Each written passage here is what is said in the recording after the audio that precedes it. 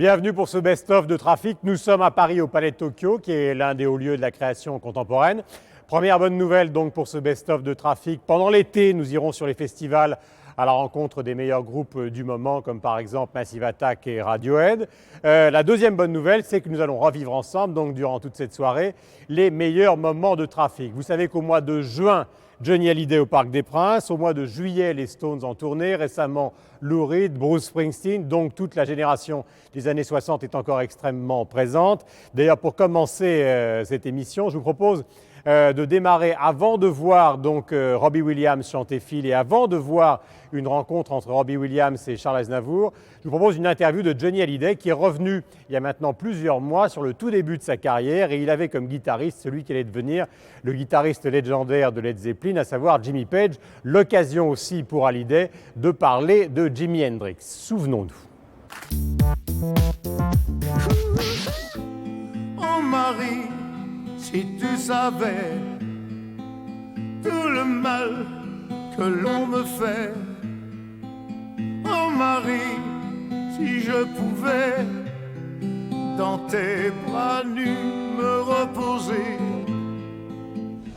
J'étais à Londres en enregistrement et je vais dîner un soir avec Otis Redding. Pas mal. Je crois que c'était le whisky à gogo. C'était le Marquis ou le whisky à gogo. Je me rappelle plus très bien, mais je crois que c'est le whisky à gogo. Donc on était en train de dîner et j'entends une guitare, j'entends un super son de guitare. Et puis je me lève et je vais dans la pièce d'à côté pour voir qui jouait et je vois une espèce de grand noir dégingandé en train de mordre sa guitare. Je fais sa guitare et puis je dis tiens, ça j'avais encore jamais vu. Donc je m'approche de la scène et puis je rencontre le bassiste des Animals avec qui je discute et je dis c'est formidable. Il dit oui, je suis devenu son manager. C'est Chad Chandler, non? Jeff Chandler, oui. Et je lui dis je lui proposerais bien de faire ma tournée, tu penses qu'il voudrait? Il dit écoute, si tu veux je te l'amène à table après qu'il ait joué. Donc il vient à la table, on discute, on sympathise, je lui propose ma tournée et il accepte. Et on finit cette tournée à l'Olympia. À l'Olympia où il faisait la première partie et où je me rappelle c'était honteux quoi parce qu'il s'est fait éreinter par la critique. C'est pas vrai. Ah ouais, mais éreinter. Ils l'ont traité de clown. Sa mère tombait dessus en disant mais qu'est-ce qui a pris à Johnny Hallyday d'emmener un guitariste qui au lieu de jouer de la guitare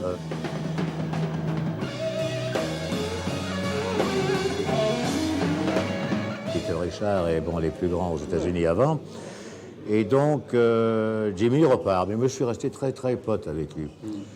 Donc, on le connaît assez peu, c'était un type, comment il était? Parce que c'est vrai adorable, timide, très timide, très timide, mais adorable, d'une gentillesse loin de ce qu'on peut penser que peut-être une rockstar ou vraiment quelqu'un vraiment adorable, mais profondément adorable. Donc quand il venait à Paris, il habitait chez moi et quand j'allais à Londres, j'habitais chez lui. Et il fait sa fameuse chanson Hey Joe. Et voici maintenant la nouvelle coqueluche de Londres. Il est venu spécialement nous rendre visite, créateur de Hey Joe. Voici Jimi Hendrix Experience.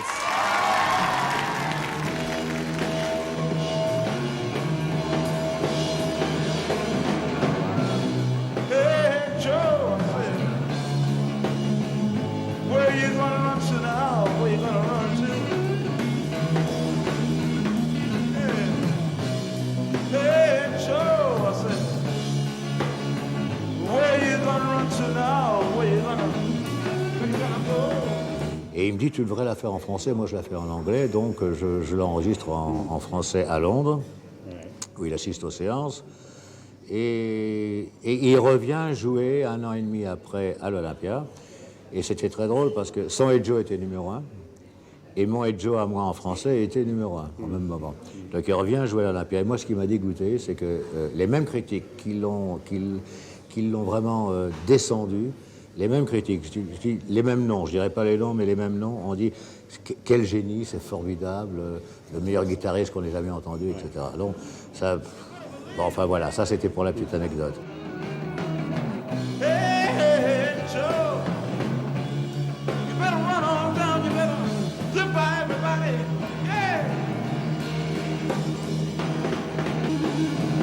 pour moi, il est là, quoi. Il est là, il est dans la tête. Jimi Hendrix, j'oublierai jamais, il est dans mon cœur, il est là.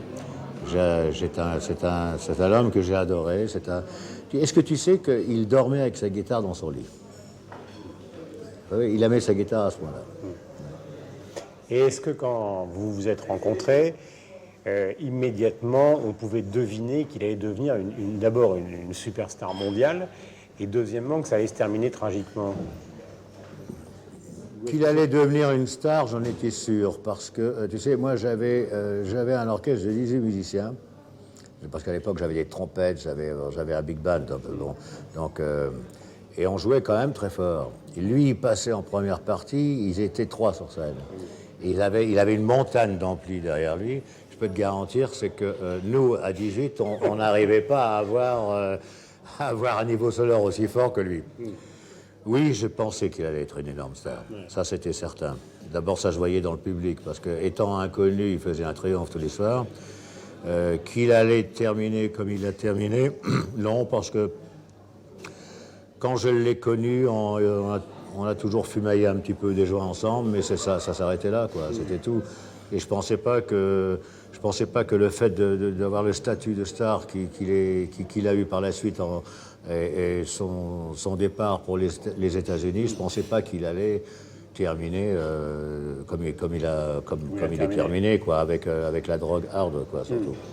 D'autres guitaristes célèbres ont joué aux côtés des différents orchestres. Jimmy Page. Jimmy Page a fait avec moi, oui, notamment dans Mick un Jones. album Voyage au pays des vivants.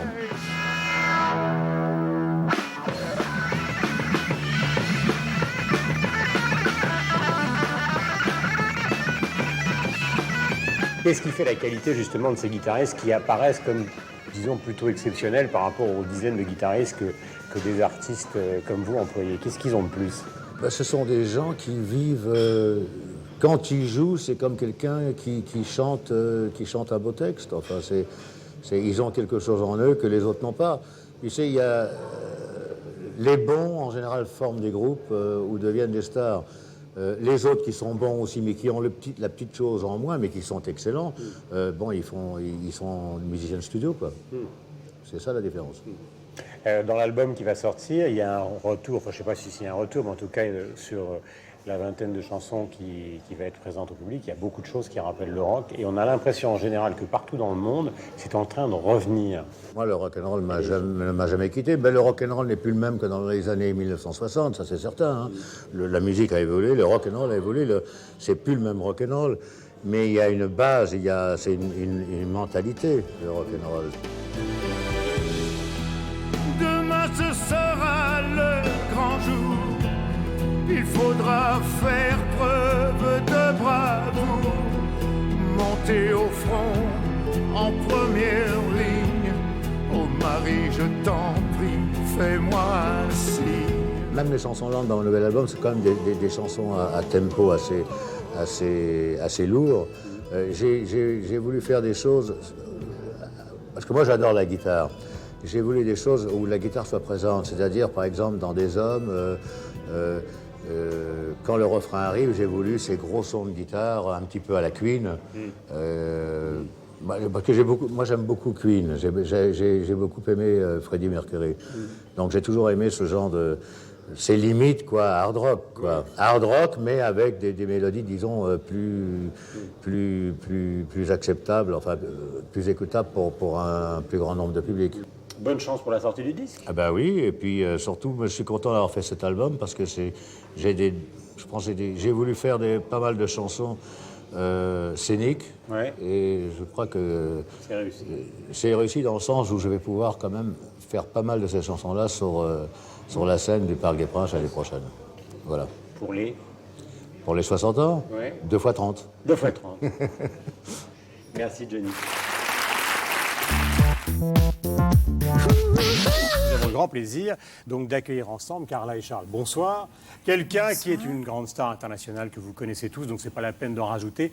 Mesdames et messieurs, Robbie Williams.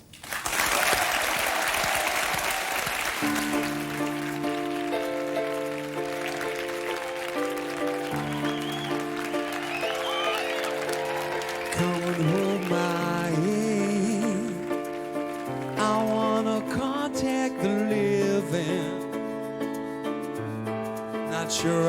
understand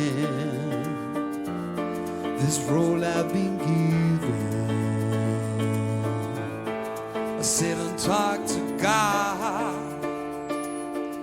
and He just laughs at my plan. My head speaks a language I don't understand. I just wanna feel real love, feel the home that I live in. 'Cause I got too much life running through my veins, going to waste. I don't wanna die, but I ain't keen on living either. Before I fall in love, I'm preparing to leave her. Mercy, I scare myself to death. That's why I keep on running before I've arrived. I can see myself coming, and I just wanna feel real love, feel the home that I live in. There's a hole in my soul, you can see it in my face. It's a real big place, and I need to feel real love and a love ever after. I cannot get enough.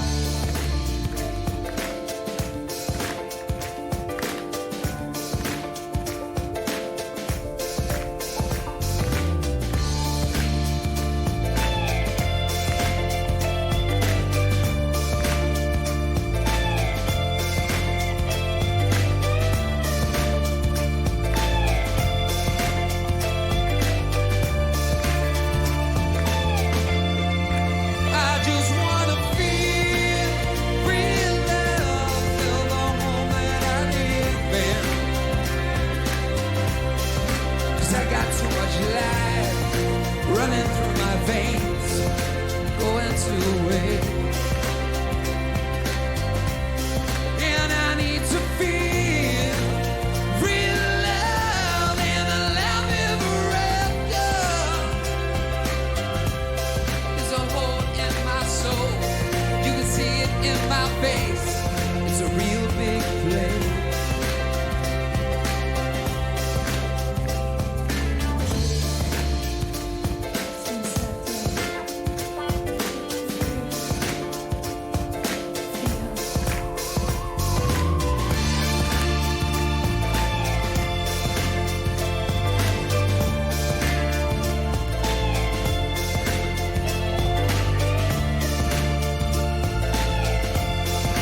Come on, hold my hand.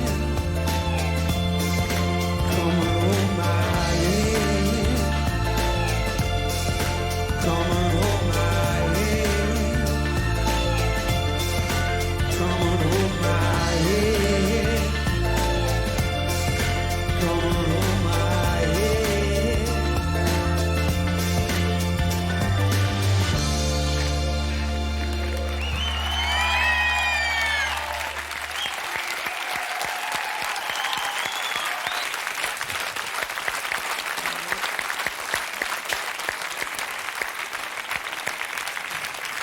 Merci. Robbie, thanks to be with us. Thank you. I'd like to present to you Charles Aznavour Pleasure to meet you. et Carla Bruni. Hello. Come with me. Okay. OK. Okay.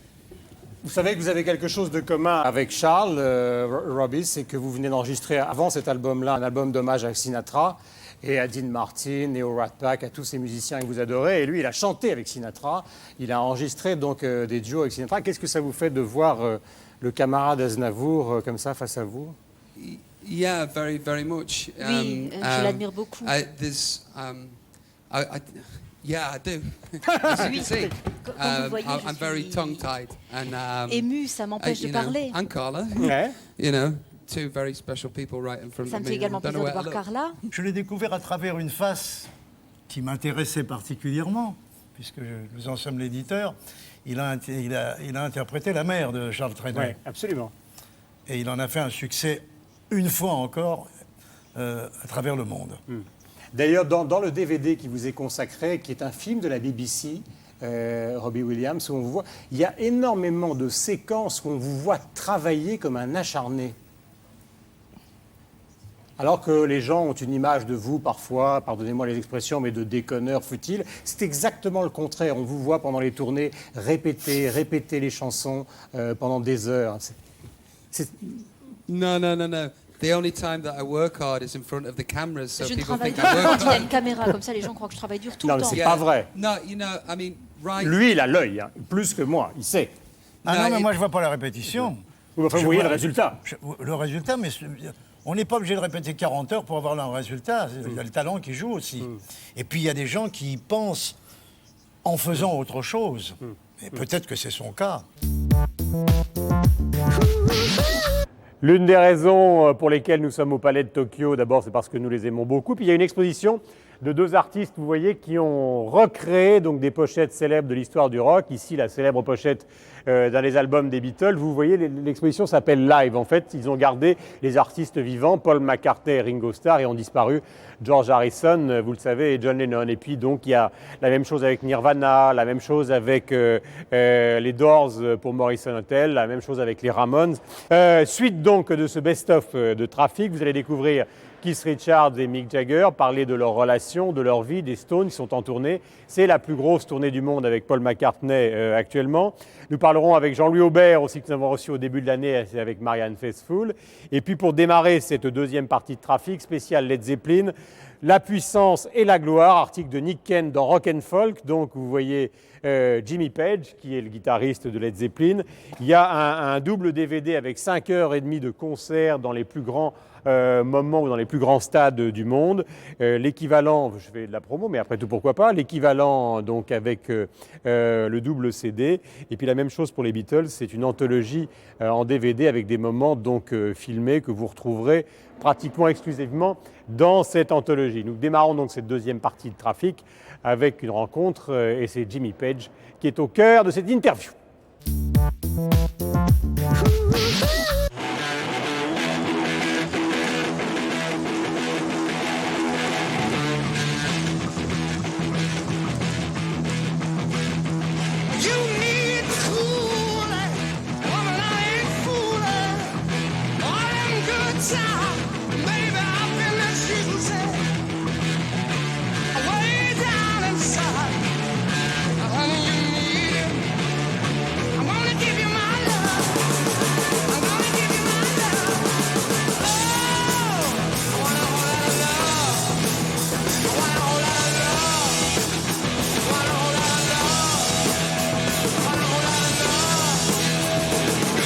Jimmy, je suis très content de vous retrouver. La première question est extrêmement simple. Au fond, comment vous est venue l'idée de produire, de remasteriser ce double DVD très important de la carrière de Led Zeppelin? Well, Guillaume, what is curious here is that Led Zeppelin, which had a 10-year, just a little over a 10-year career, there is only one visual document that exists to this point. And that was a film released in 1976, Song Remains the Same. Yeah. And so... 76. 1976? Yeah. Yeah, and so we had not very much footage of the band, very little actually, but it seemed almost a master task that I had to take this on.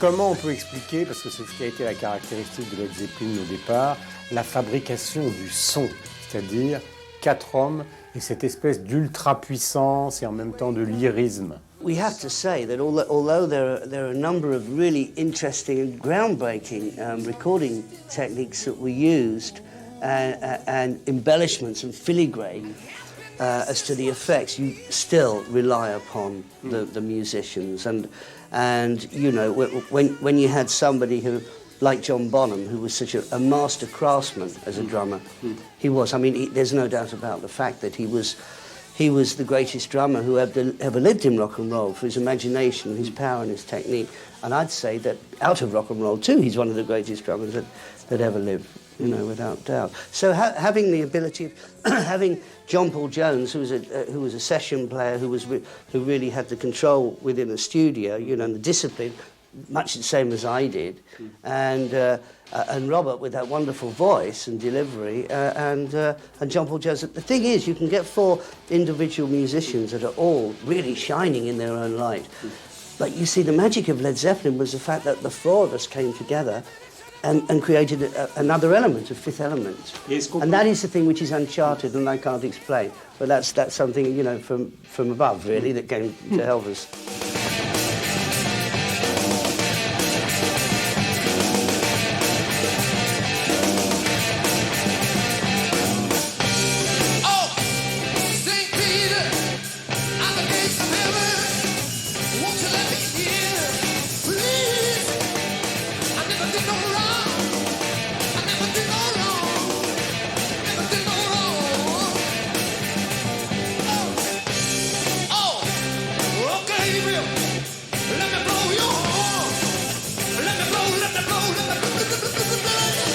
Comment vous caractériseriez, je sais que c'est difficile parce que là on n'a pas de guitare, mais quelle est la différence du jeu qui existe entre vous, Clapton, Beck, peut-être Harrison, peut-être Keith Richards?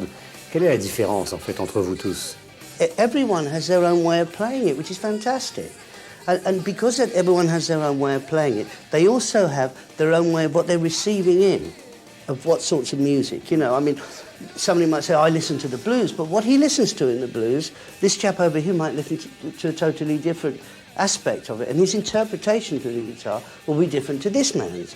And so consequently, I believe that, you know, I think that that's how it works, and that's why everyone's technique would be different. Although, at the end of the day, we were all playing a sort of blues fusion rock or whatever.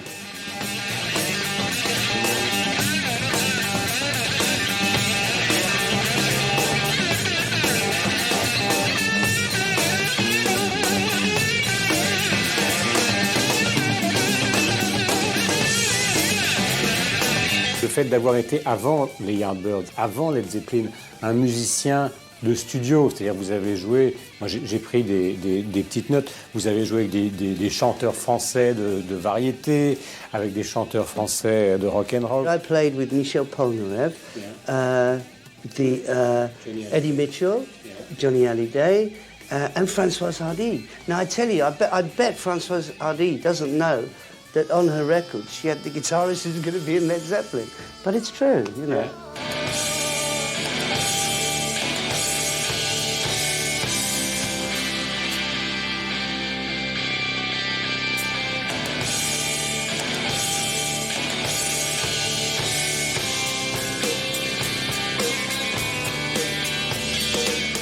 Comment vous expliquez, Jimmy, l'extraordinaire puissance de Led Zeppelin, les stades, et puis tout d'un coup la génération punk qui vous a énormément critiqué, et puis maintenant les jeunes musiciens comme Jeff Buckley, malheureusement qui est mort, ou les White Stripes qui au contraire aujourd'hui ont une énorme admiration pour vous? I really enjoyed punk music because I love the energy of it, and that aspect I mean, even the White Stripes, this is what it's about.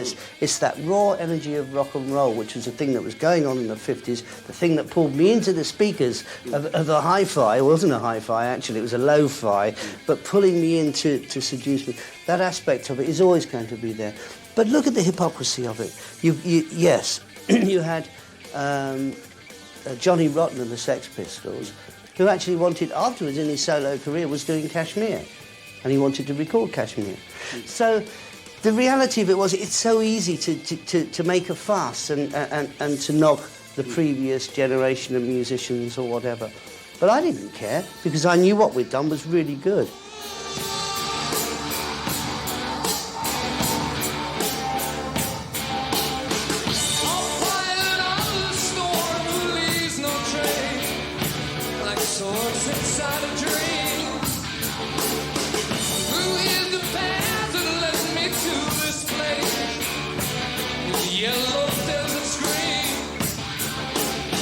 que vous avez quand même l'impression, comme beaucoup de musiciens de votre génération, d'être un peu des miraculés, étant donné la drogue, l'alcool, les problèmes, etc. Parce que c'est une chose qui vous concerne, mais qui concerne toute une génération de musiciens.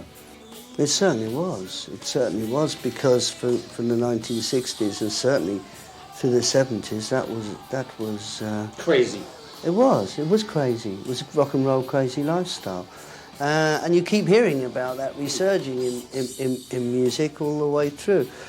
I mean, it's strange, isn't it, that I made it through and others didn't.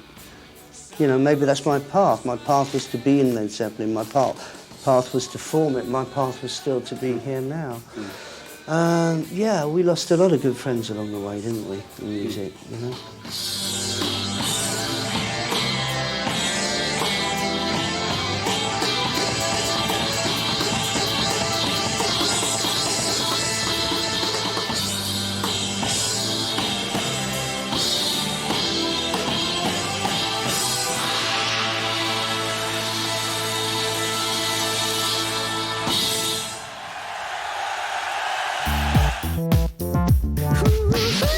Je vais vous raconter une petite histoire concernant, puisqu'on essaye évidemment à travers Trafic de raconter un petit peu l'histoire, non seulement de ce qui s'est passé à travers le XXe siècle, sans être pompeux, mais en même temps ce qui se passe dans l'actualité de la musique. Et évidemment, les Rolling Stones, c'est actuellement la plus grande tournée du monde. Alors on s'est dit comment on peut illustrer les années 60 sans revenir éternellement sur Mick Jagger, qu'on a beaucoup vu, même s'il a énormément de talent. Et ce qu'on vous propose, donc, c'est un portrait de celui qui est le guitariste emblématique des Stones, qui est Keith Richards. Il faut savoir, avant que vous découvriez sa vie, vous allez voir des images assez étonnantes, c'est le moins qu'on puisse dire.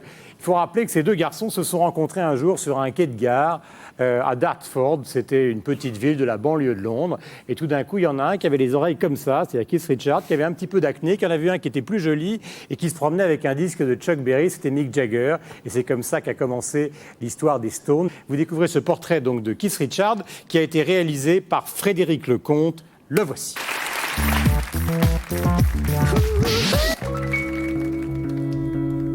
Depuis 40 ans, Keith Richards incarne l'imaginaire du rock'n'roll à travers une attitude et un style de vie allant bien au-delà d'une musique rebelle et sauvage. À bientôt 60 ans, ce guitariste légendaire peut se flatter d'avoir survécu à tous les excès auxquels il n'a cessé de s'adonner.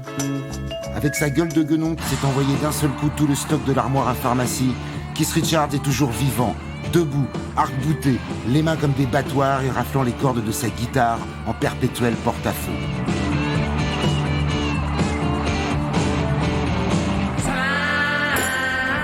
Un funambule titubant sur le fil imaginaire séparant la réalité de la fiction pour glisser en définitive le long d'un mythe savamment élaboré. Tel un grand cru classé se bonifiant avec le temps, Keith Richards s'est modelé et façonné pour devenir une icône sculptée à même le rock. Né le 18 décembre 1943 à Dartford, dans la banlieue de Londres, Keith Richards est issu d'un milieu modeste. Cancre notoire et voyou en herbe, il se fait offrir sa première guitare à 16 ans et revoit par hasard dans un train un copain d'enfance nommé Mick Jagger avec qui il intègre les Rolling Stones. Avec cette bande de matou hirsutes, Keith Richards devient le pire cauchemar des parents et des autorités de sa gracieuse majesté. Mauvais garçon par qui le scandale arrive, il compose un hymne à la révolte et à la frustration adolescente. Satisfaction being such a enormous hit, I mean worldwide, and this to us was mind-blowing. Dès 1965, il se fait arrêter pour avoir uriné dans une station-service. Un délit dérisoire comparé à ce qui va suivre. Keith Richards traverse les années 60 dans un rêve éveillé et les Rolling Stones sèment le chaos et le désordre sur leur passage, comme ici à Varsovie, derrière le rideau de fer. Le révisionnisme yéyé continue visiblement ses ravages, et cela n'a pas l'air de tellement déplaire aux malheureux atteints par le virus occidental. La police et la justice s'acharnent sur cette jeunesse riche, célèbre, bruyante et anticonformiste. 1967 est une année noire. Keith Richards se fait régulièrement arrêter pour détention et usage de drogues hallucinogènes, ce qui lui vaut plusieurs procès et un court séjour en prison.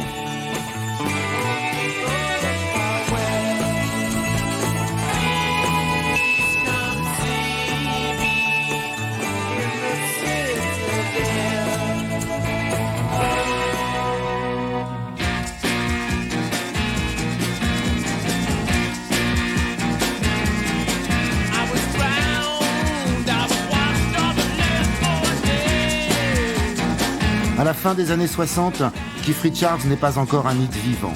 Mick Jagger symbolise le visage des Rolling Stones, mais de son côté, Keith en est le cœur et sa dégaine de bohémien satanique et flamboyant devient un modèle du genre.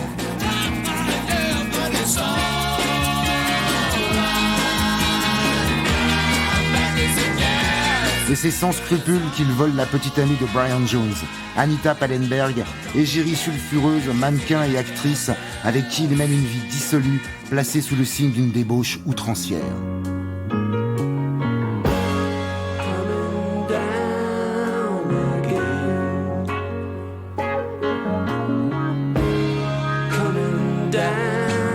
Devenu un parfait junkie, Keith Richards passe les années 70 à surfer en apesanteur sur un nuage de poudreuse, un verre de bourbon dans une main et une cigarette dans l'autre. On dit qu'il se fait changer le sang dans des cliniques suisses, qu'il accumule les nuits blanches, que ses jours sont comptés, qu'il ne passera pas la décennie. Mais le bonhomme est increvable, au sommet de sa création. Et quand il prend le micro, c'est pour crier son bonheur de vivre en marge de toute valeur et des règles établies.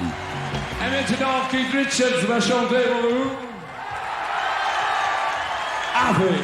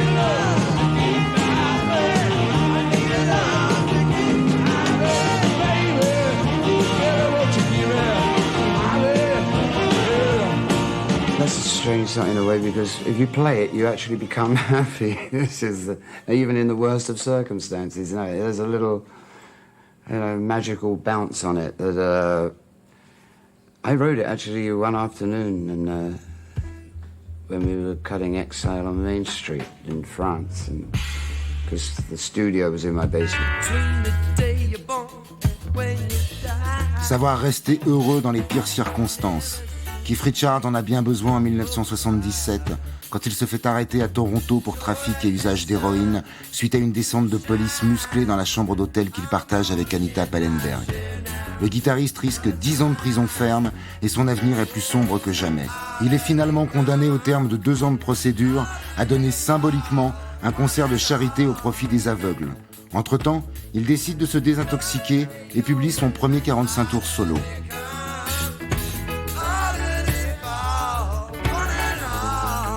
It gets very boring after 10 years, yeah.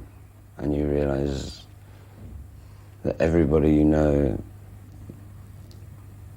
is a dope fiend as well, you know, and it becomes very limiting, and then it's a necessity, yeah. And then it just becomes more and more so as you go along. And the more you get into it, the more your world revolves around it until that's all there is, yeah. It's a mug's game, yeah. Devenu plus raisonnable au début des années 80, Keith Richards fait désormais figure de héros survivant. Indestructible et à nouveau les pieds sur terre, certes, mais gare à qui se trouve sur son passage. You don't come up here while I'm doing my gig. I got to get you out the way as soon as possible so I can carry on doing what I'm supposed to do. I mean, he may be a fan, he might be a nutter, and he's on my turf. I'm going to chop the mother down.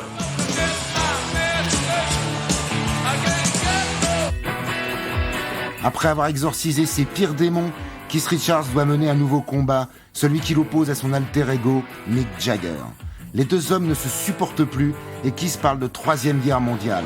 Un règlement de compte qui va durer près de 5 ans.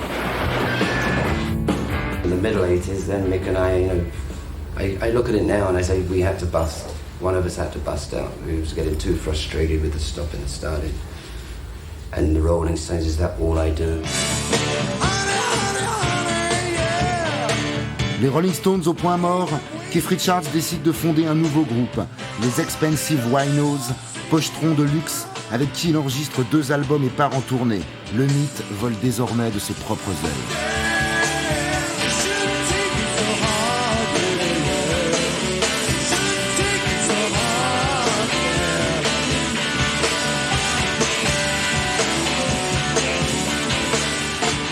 That would have either broken the Stones forever, or it would become strength for the Stones. And being able to put Steel Wheels together, we found that we could use what we do separately, really, to actually help the Stones as well. You know, and that was the big thing. You know, so the minute Mick and I managed to get back together, I started laughing about all of these things that had gone down. And well, then it's all right. Now it's a positive thing. You're not the only one. Pour Keith Richards, retrouver les Rolling Stones, c'est rentrer chez soi et rejoindre les siens après une longue absence.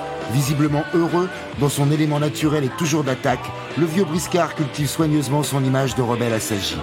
Une tête de mort à l'annulaire de la main droite et un bracelet menotte au poignet gauche, Keith Richards ne renie rien et c'est une des raisons de sa force et de son impact. The image is usually a few years behind what you actually are because, you know, I'm the one that gets busted still, you know, and I'm a dope fiend. And, I mean, that's a few years behind me now that, you know, yeah, I was. I know myself inside. I'm fairly confident about what I can do and what I can't. And you have to know yourself. That's it. I mean, nobody should take my example as being the way to do it. It's just the way it happened. So I feel pretty good. I think we've got a few more years yet, you know. Monsieur Richards, vous avez un style, une classe et une élégance inimitables. Keith Richards qui s'est un petit peu moqué des médailles que la couronne britannique a données à Mick Jagger récemment. Enfin, ils sont en tournée ensemble. Merci d'accueillir Jean-Louis Aubert.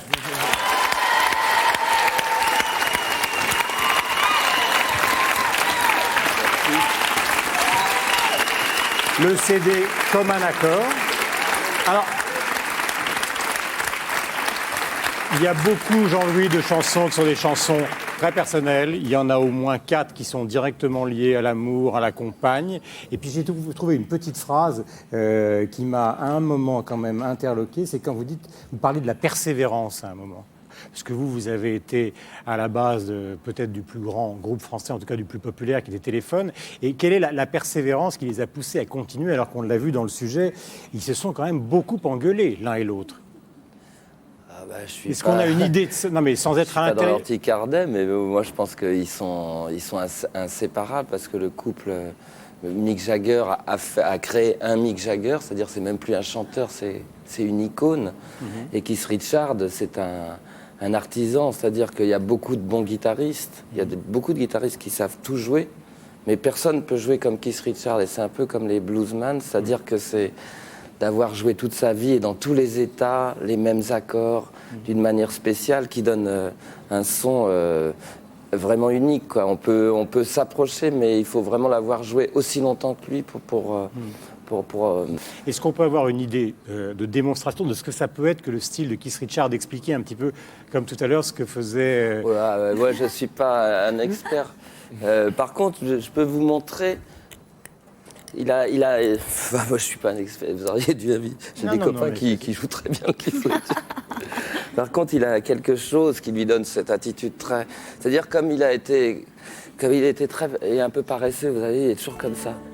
Et en fait, il accorde souvent ses guitares en open, ce qu'on s'appelle open. C'était utilisé par les vieux bluesmen, c'est-à-dire que quand vous touchez à aucune corde comme ça fait un accord. Ouais.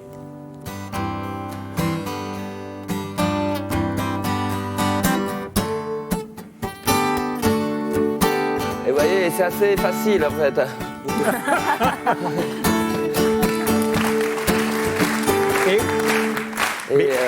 Et donc il a développé vraiment un art de faire ça, là, ce que je fais, parce que c'est mais très... on sent que vous adorez, Jean-Louis. Ça a beaucoup joué au début de Téléphone, l'influence non des seulement Stones. j'adore, mais j'ai un respect pour lui, parce que je l'ai vu récemment dire en interview, peut-être quelques-uns comprendront ce que j'ai voulu laisser. Et je pense que toujours il a mis dans la guitare mais un amour fou, quoi. C'est-à-dire que c'est jamais truqué, c'est jamais fait à la...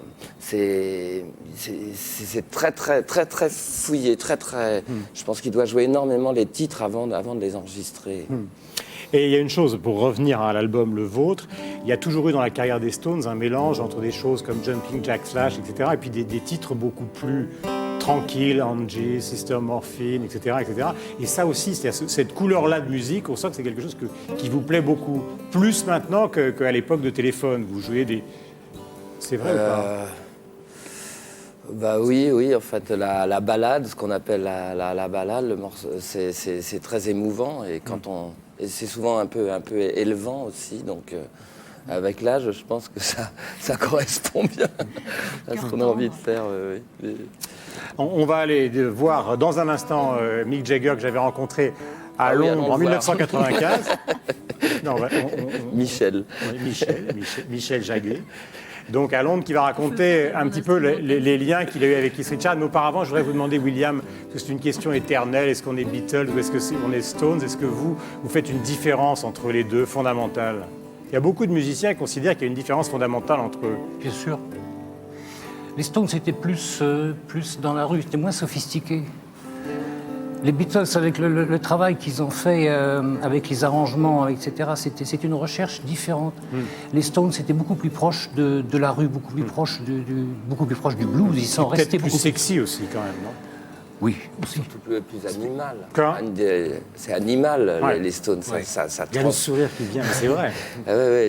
Mais les deux, parce que les Beatles, c'est l'académie de la pop musique, quoi. Même maintenant, même quand on a 20 ans, les Beatles, c'est nos Mozart à nous, quoi. Vous allez donc découvrir ces propos de Mick Jagger. Il y a... Je crois que c'était en 1995, je l'avais rencontré à Londres. Les deux questions que j'avais posées à l'époque, c'était justement ces relations assez tendues avec Keith Richards, comment il les gérait. Regardez. Alors, nous sommes les amis avant que collaborateurs. Vous vous êtes rencontrés où la première fois? Nous étions 4 ou 5 ans. Nous habitons la même rue, presque, la rue à côté. Et alors pourquoi ça dure? Je sais pas, parce que c'est un succès, parce qu'on aime bien faire les chansons ensemble. Il y a eu des brouilles, mais jamais vous avez envisagé l'un ou l'autre d'arrêter les Stones? Oui, on a pensé, parce Quand que ça? beaucoup de fois, Keith avait plein de problèmes dans les années 70, avec ses problèmes de drogue, il est très difficile, alors, on a pensé, on ne peut pas continuer, ce n'est pas une question de choix. Ouais. C'est une question de... on ne peut pas continuer avec lui. Ouais. Mais il est changé, heureusement. Changement de génération avec Moby, qui a réussi commercialement à adapter donc, la musique électronique aux réalités commerciales d'aujourd'hui, la musique électronique de la Monty Young, de John Cage dans les années 60. Lui, il la mélange tout à fait habilement avec toutes les machines d'aujourd'hui, avec un rock beaucoup plus traditionnel. Vous le verrez par exemple évoquer ses débuts et son admiration avec Creedence Clearwater Revival. Nous parlerons aussi des carrières d'artistes, car si le rock et la pop music mélangent une certaine forme de spontanéité à une certaine forme de professionnalisme, et vous verrez que depuis Sinatra jusqu'à Madonna, eh bien, les managers, l'image, le marketing jouent un rôle tout à fait essentiel. Et puis maintenant qu'il y a de plus en plus de musique, de plus en plus de place pour la musique dans les journaux, à la télévision, bizarrement on parle de moins en moins de musique et de plus en plus de la vie privée des artistes. Or, c'est un petit peu contre ce mouvement que réagit William Scheller. Pour lui, il fait de la musique parce que c'est ce qu'il aime. Et d'ailleurs, il compare Mozart avec des accords relativement basiques, qu'il va vous expliquer, avec un certain nombre de créations très simples des Beatles ou des Stones. Scheller, William. Il faut raconter votre histoire en dehors de très nombreux disques que vous avez enregistrés après. À un moment, vous êtes en train d'étudier de la musique classique, et puis la musique classique qu'on vous présente commence à la musique contemporaine commence, il faut le dire, à vous emmerder un petit peu et vous tombez sur les Beatles. Est-ce qu'on peut aller faire un petit tour juste là sur le piano 30 secondes? On reviendra pour que vous nous montriez. Je vais aller avec vous, vous inquiétez pas. Bougez pas, ma chère Zazie. Ok. Ça s'est passé comment le moment justement où tout d'un coup, ce qu'on vous a appris, c'est-à-dire tout le début du XXe siècle, Stravinsky, Varey, et puis tout d'un coup les Beatles. Oui, c'est-à-dire que ce que j'écrivais à l'époque, j'étais plongé dans une musique qui donnait... Puis c'était fatigant, quoi. Ou la fin de journée. Et j'ai entendu un jour, j'ai une copine, j'avais mon piano qui était cassé. Ouais. Et je suis allé chez elle et elle m'a dit, tu connais les Beatles? J'ai dit, j'ai entendu parler, mais je connais pas, enfin, quand même. Et elle me l'a fait jouer, elle m'a joué ça, ça devait être Hard Day's Night. Alors, elle me demandait de le jouer, je me souviens plus. Enfin bref. Et j'ai écouté cet album et j'ai dit, mince, mais il y a quelque chose qui est en train de se passer, là, quelque chose qui va plus loin. Est-ce qu'il y a, je parle du point de vue technique, parce qu'on ne parle jamais de musique, une différence fondamentale entre le blues qu'on a vu évoquer avec Presley au début, entre la musique de Sinatra, qui jouait avec des grands orchestres de jazz comme Count Basie, et Mozart, par exemple? Ben non, parce que mais ça va être difficile à démontrer, mais il faut le... Ben alors, je peux expliquer le truc. Allons-y. Ça va pas de casse-pied, voilà. On va pas faire du... C'est professeur Scheller, vous pouvez l'applaudir, ça lui fera très plaisir. C'est le conservatoire à la télé. Ça nous changera de Star Academy. Juste faire appel à soi, à son mental. Quand on fait un son, alors allons-y. On se positionne. Hein. Quand on en fait un deuxième, on a l'impression de faire un mouvement. On a l'impression que ça avance, qu'on a fait un mouvement. Bon. Et on s'est aperçu, quand on faisait une gamme, elle se partage en deux. Et puis après, et si on met les accords dessus, on a... Quoi? Réponse. Alors donc on s'est aperçu qu'en 3 accords, on pouvait raconter une histoire. Quoi? Je vais te le dire, c'est ça. Donc ça, c'est valable aussi chez Mozart, parce que c'est... Mais c'est valable...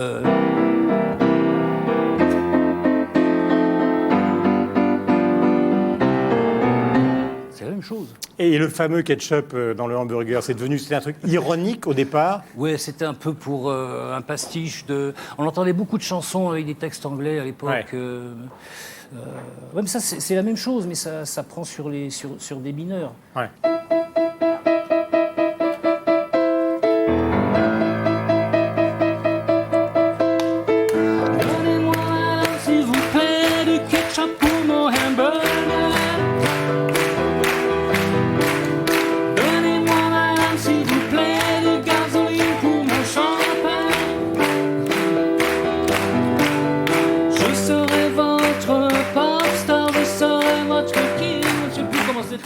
Il y a longtemps. Merci. Mais vous restez là, vous allez découvrir donc le premier sujet qu'on vous propose ce soir donc dans Trafic. C'est justement la manière dont se sont construites des carrières éminemment célèbres, puisqu'on va parler de Frank Sinatra et de Madonna. Donc on va revoir une bonne partie de ce XXe siècle grâce à Bruno Gex. J'enlève les lunettes.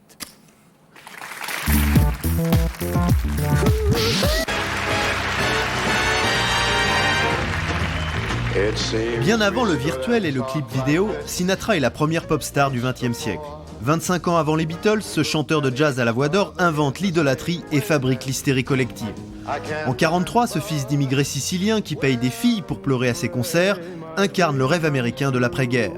Surnommé le Gringalet par les musiciens de son orchestre, Sinatra veut prouver au monde qu'il est un vrai dur. Cet acharnement mêlé à son talent de chanteur feront de lui le crooner le plus craint et le plus respecté. C'est un des rares à phraser comme il le faisait, il phrasait comme les instrumentistes. C'est pour ça qu'il a toujours eu l'étiquette un peu jazzman. Mais d'abord, il a enregistré avec des big bands de jazz comme ceux d'Ellington et de Basie, qui étaient des grosses machineries. Et c'était pas évident de chanter quand on était poussé comme ça. Donc il fallait déjà avoir une espèce de swing inné comme ça en soi. Sa popularité de chanteur lui ouvre les portes d'Hollywood dans les années 50. Il obtient un Oscar dans Tant qu'il y aura des hommes de Fred Zinman et attire à lui les plus belles femmes du monde, d'Eva Gardner à Marilyn Monroe. On Entre 53 et 60, c'est la plus grosse star aux États-Unis. C'est même que ce soit en tant que chanteur comme en tant qu'acteur, parce qu'à l'époque il fait du cinéma, c'est une plus grosse star que Brando, c'est une plus grosse star que Jerry Lewis. La légende de Sinatra grandit quand il devient l'ami des voyous et des hommes d'État. De Kennedy d'abord. Avant son élection, le futur président des États-Unis profite de l'image cool de la star et de son Rat Pack, un groupe d'amis mêlant chansons et humour, composé essentiellement de Sinatra, Sammy Davis Jr. et Dean Martin. Soutenus et admirés par la mafia, ils écumeront les casinos de Las Vegas et alimenteront la rumeur sur leur collusion avec le milieu. Le fait qu'il traîne à Las Vegas, qu'il traîne beaucoup à Cuba avant le castrisme et tout ça, fatalement il rencontrait des mafiosos, il se faisait prendre en photo avec eux, mais comme il disait, c'est pas les types ils viennent s'asseoir à ma table, prendre un verre avec moi, je peux pas les virer, ça veut pas dire que je travaille avec eux pour autant. À l'époque de ce show télévisé en 1960, Presley et Sinatra se partagent l'Amérique. L'un séduit les adultes, l'autre la jeunesse. L'un est crooner et l'autre rocker, un rocker blanc qui chante et danse comme un noir, le premier rebelle de la chanson. Pourtant, au début, c'était un paysan. Il va sortir de l'ombre grâce à cet homme, le colonel Parker, un pseudo-officier hollandais au passé trouble. C'est lui qui va le faire connaître de toute l'Amérique. Il lui fait signer un contrat exclusif chez RCA et convoque la télévision à chaque concert d'Elvis. Un attaché de presse avant l'heure. Le colonel Parker, on dit que c'est lui qui a créé le satisfait ou remboursé, cette forme de publicité. Mais c'est lui aussi qui a su comprendre tout ce qu'il pouvait tirer des fans d'Elvis qui étaient légion, c'est-à-dire en leur offrant tout ce qu'ils attendaient. Parce qu'on sait par comme ça les petites histoires que les fans rentraient dans sa propriété, arrachaient les feuilles ou l'herbe et collectionnaient tout. Et du jour au lendemain, le colonel Parker a créé un concours avec une station de radio en faisant cadeau de feuilles appartenant au jardin d'Elvis Presley.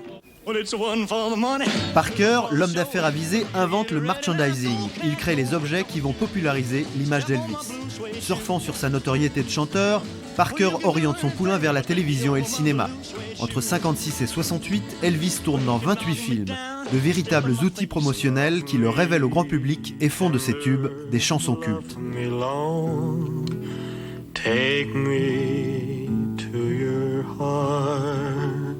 C'est vrai que pendant 10 ans, il a disparu de la scène, il n'a plus fait de rock'n'roll, à part quelques trucs un peu dans ses films, avec quelques chansons pas mal, notamment dans un film comme Blue Hawaii. Mais c'est vrai qu'il a disparu de la scène rock'n'roll. Et moi, je pense, et je tiens vraiment à cette théorie, que ça lui a fait un bien énorme. Parce qu'en fait, il est passé outre tous les problèmes qu'ont eu les chanteurs de rock'n'roll à ce moment-là. C'est-à-dire qu'ils sont vus disparaître les uns après les autres. En 68, Elvis revient en live sur la chaîne américaine NBC. Son comeback réalise 42% d'audience, preuve que son image est restée intacte.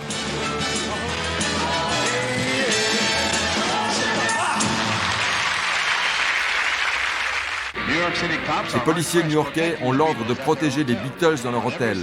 Ces groupies sont venus acclamer leurs idoles, comme à l'époque de Presley et Sinatra. Quand les Beatles débarquent à New York, ils succèdent dans le cœur des adolescents américains à Elvis et Sinatra. Les Anglais, numéro 1 outre-Atlantique, vont révolutionner la musique grâce à un nouveau concept. Les Beatles ne font pas du rock, les Beatles font de la pop. Les Beatles font un truc qui plaît aux parents autant qu'aux enfants. Pour séduire un public de plus en plus large, leur manager Brian Epstein relook ses ex-rockers pour faire d'eux des garçons présentables. Fini les cheveux gras et la banane, désormais les Beatles sont bien coiffés et porteront tous le même costume. Comme tous les grands managers, Brian Epstein a fait un travail de police, c'est-à-dire qu'il s'arrangeait pour qu'on ne voit d'eux que ce qu'il fallait voir. C'est clair qu'on a le sentiment d'avoir ces 4 garçons dans le vent, tous gentils, tous sympathiques. Bien sûr, les choses n'étaient pas comme ça. Si Epstein a créé l'image des Beatles, George Martin, lui, a créé leur son légendaire dans les studios d'Abbey Road. En seulement 7 ans de carrière, le groupe a écrit plus de 200 chansons et réalisé 12 albums vendus à 1 milliard d'exemplaires. Pourquoi est-ce que 30 ans après, on en parle, 40 ans après, on en parle comme s'ils étaient toujours là? C'est parce qu'ils sont toujours là. C'est parce que Yesterday est la chanson la plus jouée de tous les temps. C'est parce que quand McCartney joue au Madison Square Garden, il fait 70% de titres des Beatles et le public qui va de 12 à 60 ans est en extase complète. Je sais, j'y étais. Être le roi de la pop et devenir un mythe vivant à l'image des Beatles, c'est ça le rêve de Michael Jackson.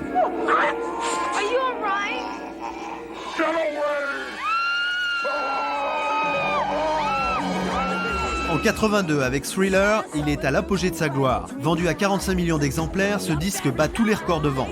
Plus qu'un rêve de gosse, le fantasme d'un père manipulateur. En 70, Michael, le plus doué de ses 5 frères, est déjà une star en Amérique, il n'a que 12 ans.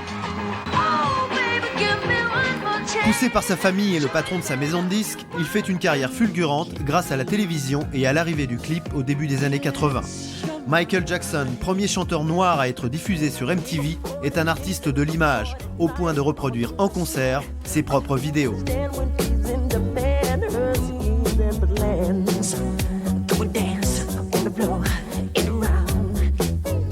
L'apparition des clips vidéo a déplacé l'enjeu. Et les stratégies, c'est plus la même chose. À l'époque, il fallait tourner, il fallait voir les gens, etc. Maintenant, c'est effectivement, on vend des produits, des images, des univers. Les clips de Michael Jackson sont tournés comme de véritables longs métrages et font appel aux plus grands réalisateurs comme Scorsese. Enfants et adolescents, tous se reconnaissent dans son univers enchanté. Mais pas seulement, car ses clips ratissent large et se veulent mondialistes. De Moscou à Bali, de l'Afrique à l'Amérique, un seul message, fusionner les races pour l'amour de la musique. Son rêve ultime, être immortel. Jackson était devenu blanc, le voilà qui cherche désormais à incarner à lui seul l'humanité tout entière.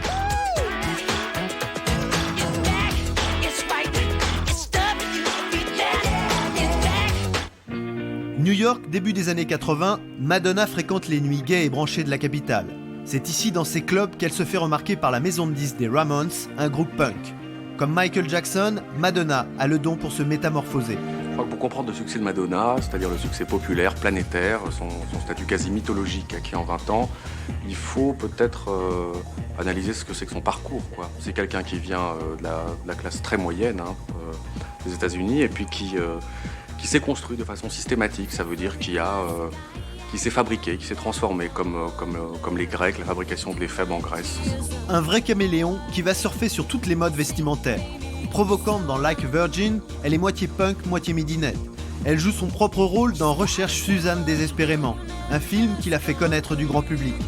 Elle est femme fatale dans Material Girl et fille-mère dans True Blue. Elle est délicieusement perverse dans le clip de Mondino avec son soutien-gorge conique signé Jean-Paul Gaultier. La carrière de Madonna est basée sur la recherche permanente de son image. Elle aussi se veut universelle car elle incarne toutes les femmes. Danseuse de formation, elle n'a jamais cessé d'entretenir son corps pour en faire celui d'un athlète de haut niveau. Cette capacité athlétique à incarner quelque chose de fort et des images fortes, je crois que c'est ça qui touche le plus le public. Un public qui considère les pop stars avant tout comme des modèles, des gens auxquels on peut s'identifier et à qui on a envie de ressembler. Madonna, mère de famille à la scène comme à la ville, sans doute son dernier rôle de composition. Derrière elle, Britney Spears, son élève, son clone. Une image neutre derrière une musique lisse, de la pop à consommer comme du fast-food. Avec cette logique de consommation, on est proche de la pop star virtuelle. Le pas est franchi dans cette vidéo, sans Elvis, qui vend le fantôme du King 25 ans après sa mort. In this world, Moby.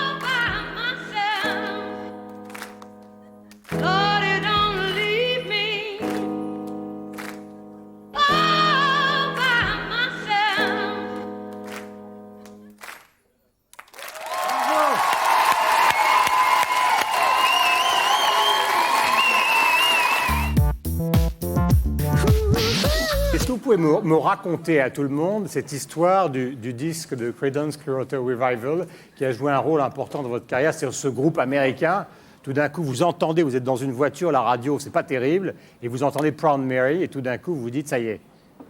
C'est vrai que j'avais 4 ans, j'avais 3 ou 4 ans. Et J'étais dans une voiture avec ma mère conduisait et la radio était en route et j'ai entendu Proud Mary et ça m'a transfiguré. Ça m'a fixé sur place, j'avais rien entendu, jamais d'aussi étonnant. Et on s'est arrêté devant l'immeuble où j'habitais et ma mère a essayé d'éteindre la radio et moi je lui ai dit non, il ne faut pas éteindre la radio, vous ne pouvez pas faire ça.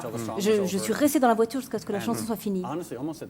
Et c'est à ce moment-là, c'est à ce moment-là que j'ai compris que je passerais le reste de ma vie à faire de la musique. Mais pourquoi Creedence Clearwater Revival? Parce qu'il y avait beaucoup de musique à la radio, pop, rock. Pourquoi eux? Je ne sais pas, j'avais 3 ans.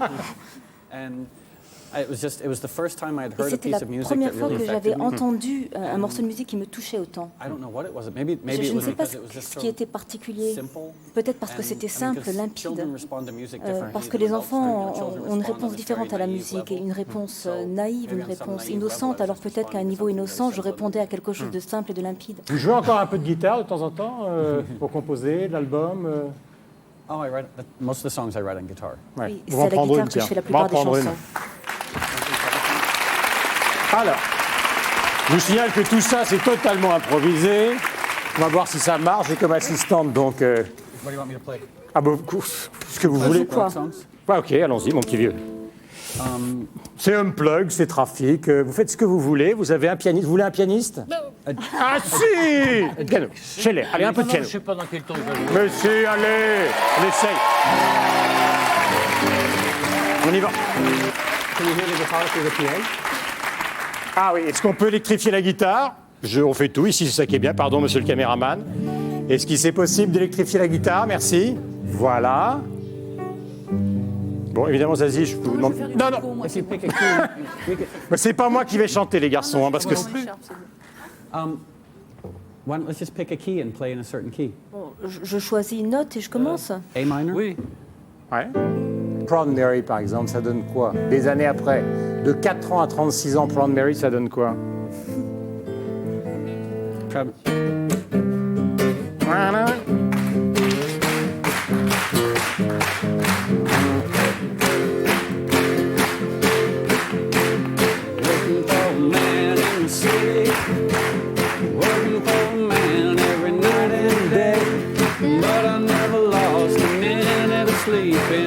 Worrying about the way things might have been. The wheel keep on turning. Proud Mary keep on burning. Rolling, rolling, rolling on the river.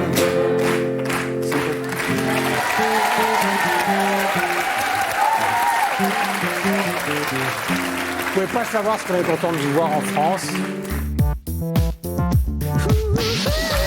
A lot of people ask me stupid fucking questions. A lot of people think that what I say on record or what I talk about on a record that I actually do in real life or that I believe in it.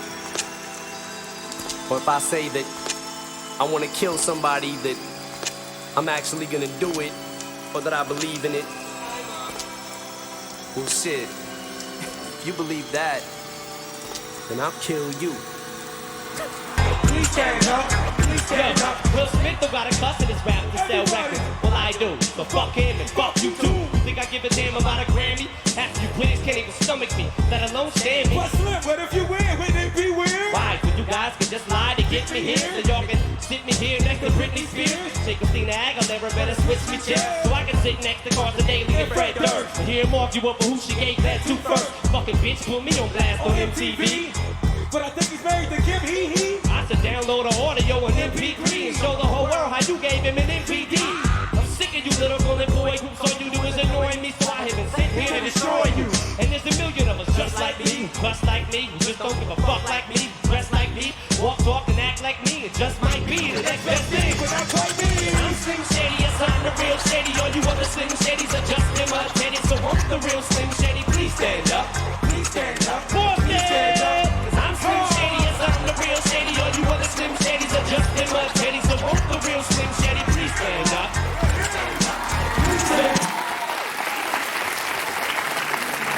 Ça le fait marrer, Bobby. What's that? Non, je veux dire, ça vous fait marrer quand vous... Yeah, it's funny. Ouais. Oui, c'est drôle. C'est parce que vous avez des relations un peu compliquées. Il a voulu une ou deux fois vous casser la gueule, il vous insulte dans les concerts. C'est drôle. Moi, je l'ai critiqué parce que je disais qu'il était homophobe, qu'il était misogyne, et il m'a attaqué. Il m'a dit que la façon dont je m'habillais, ça n'allait pas. Dans tous ses concerts, il se moque de moi. Il a essayé de m'attaquer physiquement. La vérité, c'est que je crois qu'il a du talent. Je crois qu'il est drôle. Je crois que c'est un caractère public, un personnage public intéressant, et je ne sais pas pourquoi il est tellement en colère. Quand on a vendu 25 millions de disques, on pourrait penser qu'il est temps de se calmer.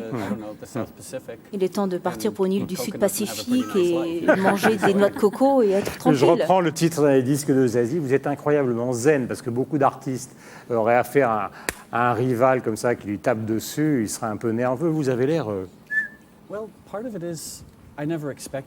En fait, je ne m'attendais pas à avoir rencontré autant de succès. Il y a beaucoup de musiciens qui deviennent musiciens parce qu'ils ont envie de devenir célèbres. Moi, quand j'ai décidé d'être musicien, j'ai jamais attendu d'avoir un gros contrat, d'aller à la télé, de jouer dans des concerts. Donc, en fait, tout le côté personnage public, célébrité, tout ça, je ne le prends pas très au sérieux. Il y a beaucoup de choses qui se passent dans le monde qu'il faut prendre au sérieux. Être attaqué par un rappeur blanc de Détroit, franchement... 20 ans de rap déjà, une histoire mouvementée, passionnante que va vous raconter Stéphane Davet.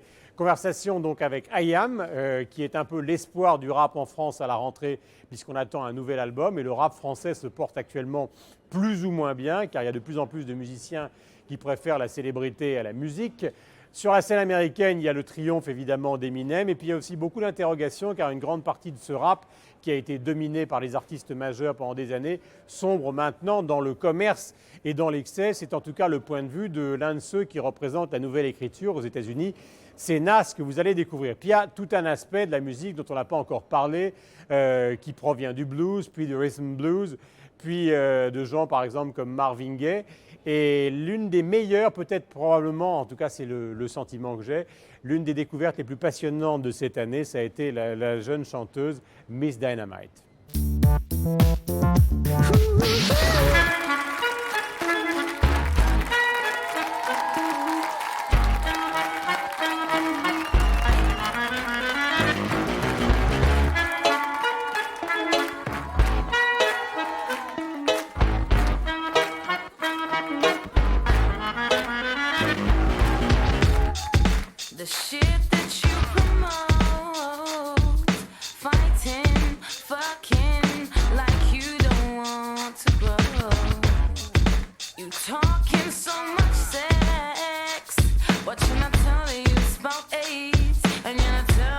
Consequence, no. You talking like you a G, but you a killer killing your own. You're just a racist man's pussy. Tell me who wants to know what, when, who, where, or how you do your whole. Certainly not me, certainly not me. 'Cause baby, personally, mentally, I've heard it all before. Gangsters, pimps, and whores. Quality is born. A girl like me is on. It takes more to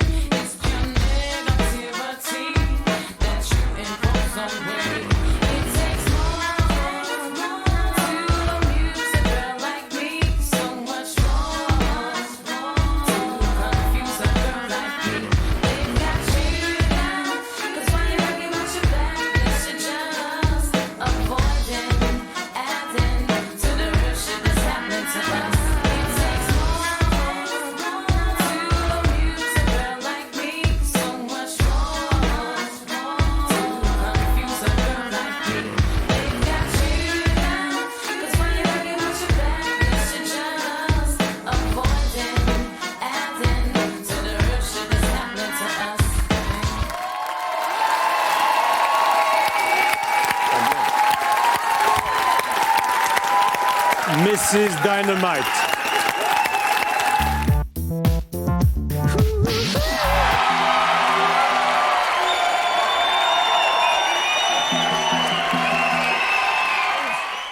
Alors, on est ravis de vous retrouver tous les 6 parce que c'est vrai que vous apparaissez relativement rarement à la télévision et encore moins tous les 6 ensemble. Alors, quand est-ce que sort le prochain? Parce que vous avez fait de très nombreux albums, chacun de votre côté, en dehors des albums donc signés IAM. J'en ai une Malcabine pleine que je vais retrouver tout à l'heure. Mais quand est-ce que sort le prochain disque d'IAM? Allez! Question. Question. Allez. On va dire. Vous voulez savoir? Bon. On ne sait pas nous-mêmes. Non, les garçons, septembre, on ne sort pas d'ici. Si tout va bien, septembre. Titre. On n'a pas le titre. On n'a pas le titre. On a fait une réunion pour trouver le titre. Ça a viré à la réunion. Je vous promets.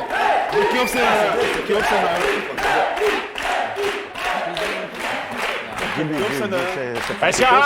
y en a un qui va balancer. On hésite entre Urban Peace 2 et Taxi 4. On ne sait pas encore. Bien. Pour parler d'évolution du rap, du hip-hop, c'est Stéphane Davet du Monde et qui travaille aussi pour Trafic, qui a réalisé le sujet que vous allez découvrir, ce qui va nous permettre de réfléchir avec nos petits camarades à ce qui s'est passé ces dernières années dans le monde du rap. Et Dieu sait qu'il s'est passé des choses, à la fois des productions extraordinaires, des disques qui ont révolutionné l'histoire de la musique, et puis des choses un petit peu plus douteuses, voire des choses dramatiques, puisque vous savez qu'il y a un certain nombre d'artistes, comme par exemple un de ceux de Run DMC, qui sont passés malheureusement à la trappe ces derniers jours. C'est l'histoire du rap, mais d'une certaine manière, c'est l'histoire aussi de la manière dont la chanson dit des choses que vous raconte avec beaucoup de talent. Stéphane Davet.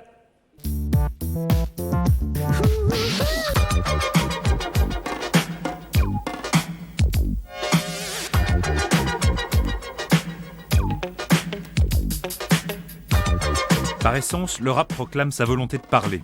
L'obsession de ce genre musical, né dans les ghettos du Bronx et de Brooklyn à la fin des années 70, sera de raconter, de témoigner, de représenter. Au début, le rap, même si effectivement c'est une musique de rime et donc de paroles assez abondantes, les premiers morceaux de rap c'était plutôt ce qu'on appelait du party rap, c'est-à-dire des trucs pour faire la fête, et finalement un discours qui était assez redondant, qui allait être une suite d'histoires drôles, d'anecdotes, pour chauffer la foule. C'est en fait que vraiment au début des années 80, notamment avec le fameux morceau de Grandmaster Flash de Message, qu'on a eu un contenu social, et puis vraiment ce qu'on pourrait appeler l'œil caméra, c'est-à-dire cette façon de scruter les coins du ghetto, et puis d'en ressortir des images, des odeurs presque, et vraiment quelque chose qui rendait compte d'une réalité sociale qui était complètement négligée par la musique nord-américaine.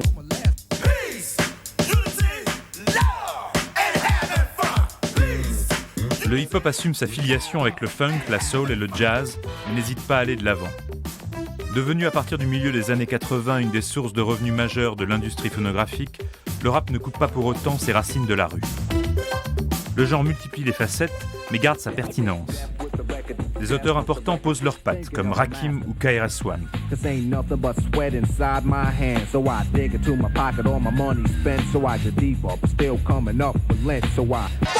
Public Enemy insuffle un discours politique radical, hérité des combats des Black Panthers et de Malcolm X.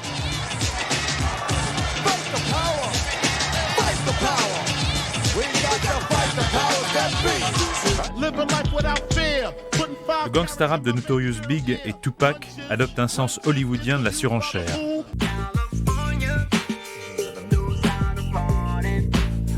De New York à LA, de San Francisco à Atlanta, les voix s'affirment de manière multiple jusqu'à l'avènement d'Eminem, première star blanche du hip-hop, mêlant à l'extrême autobiographie et provocation.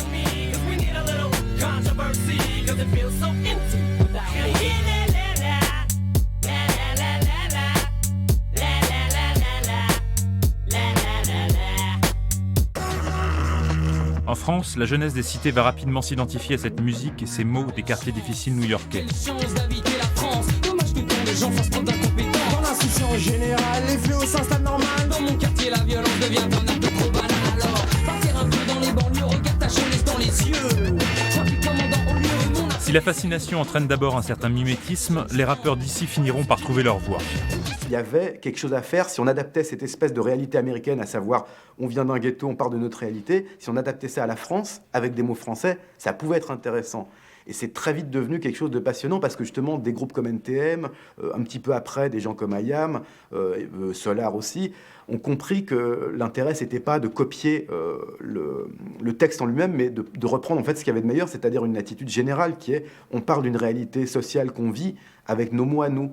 Donc avec tout un argot aussi très spécifique, et c'est vrai que la France est devenue, on l'a souvent dit, mais c'est une réalité, le deuxième pays du rap, parce qu'il n'y a pas un autre pays dans le monde où ça a pris une telle importance commerciale d'une part, ce qui est quand même très important, mais aussi sociale. Les deux pôles créatifs du rap français se développeront dans un premier temps en région parisienne et à Marseille, où une scène sudiste affirme son identité autour du groupe IAM. Tout le monde crie, tout le monde trace devant la tâche des poètes venus de la planète Marseille. Elle-même a subi des tentatives d'invasion française, des hordes ténébreuses lors des élections qui ne voulaient que diviser la population, un blanc haineux et stupide à la fois. Au royaume des aveugles, le borgné roi. Tout de suite, il y a eu le même phénomène qu'il y a eu aux États-Unis quand le rap est arrivé, c'est-à-dire qu'il y a plein de gens qui se sont dit cette musique, elle est pour moi, elle parle de moi, elle parle à moi, et même éventuellement, en poussant le discours, moi je vais en faire. À l'époque, en tout cas, où je faisais du rap, on faisait du rap parce qu'on avait des choses à dire. C'était la première chose. Moi, je commençais à écrire, j'écris comme tout le monde, les flics, ils me cassent les couilles ou des choses comme ça, parce que c'était mon seul moyen à l'époque, de dire les choses en fait, de sortir ce que j'avais à dire en fait, vraiment. C'était déjà un exutoire, quelque part.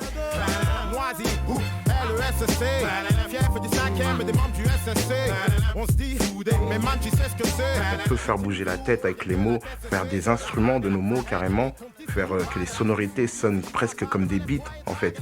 Tu prends la cappella et à la limite tu bouges et il n'y a rien dessus Et qu'en même temps on dise des choses intéressantes et des choses vraies et dures parfois même.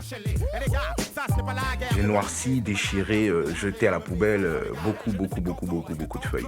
C'est pas parce qu'on est banlieusard et après il y aura un échec scolaire qu'on est forcément désintéressé par tout ce qui est culturel. Et le rap effectivement fait partie des révélateurs de ce genre de choses, c'est-à-dire des gens qui arrivent à effectivement sortir une parole écrite et pensée alors qu'a priori tout les destinait à un métier manuel ou alors à la vie dans l'illégalité, la clandestinité. Mes mots s'emboîtent, les gens s'y voient comme dans une flaque d'eau. Ça leur envoie un triste reflet, mais est-ce ma faute? Le rap musique des mots s'est naturellement adapté à une tradition bien française de chansons à texte. Ça te surprend. Comme Bérégo voit, aussi vite que Sénat, je veux atteindre le nirvana. Des artistes comme Oxmo Puccino, Solar ou Doc Gineco ne renient pas l'influence de certains aînés. Je veux atteindre le nirvana. Gainsbourg, ça va être un des premiers à pratiquer un talk-over, comme ça, un Sprechgesang de la musique populaire, un chanter-parler. Un de ces quatre, nous tomberons ensemble. MC Solar a eu un musicien qui a samplé pour lui Bonnie and Clyde de Gainsbourg. En voilà du lignage.